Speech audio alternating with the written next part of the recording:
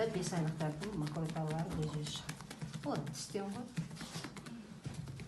Тістен? Иә. Ясно, когда сіз босанған кезде қандай қиналдыңыз, иә? Сол сияқты бұлар да тісіне қиналады. Қазір? Просто так тіс шықпайды ғой. Бірінші сілкей ағып кетеді. Сосын мағазасы кетеді. Дұрыс па? Мағазасы деген кетеді да, ұйықтамайды. Ондай кезде далаға шығып кету керек. Далаға шығып таза ауаны қыздыр. Успокаивать етіп.